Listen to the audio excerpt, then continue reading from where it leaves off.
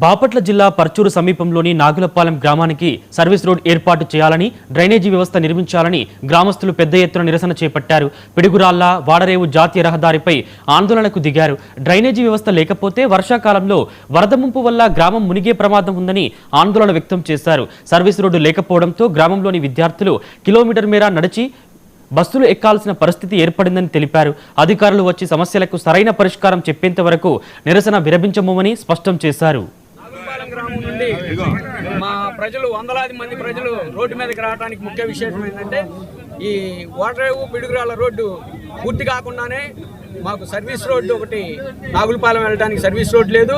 ఈ దగ్గరలోనే SFS school ఉంది. దాంట్లో దాదాపుగా 800-900 మంది పిల్లలు చదువుతున్నారు. వాళ్ళు ఇబ్బంది పడుతున్నారు. వర్ష ప్రభావం వల్ల వేలాది ఎకరం నీట మునుగుతుంది. దేవుడి దయ వల్ల ఈ సంవత్సరం వర్షాలు లేకపోవడం వల్ల శనగ పంట కానీ అన్ని ఇళ్లకు చేరినాయి.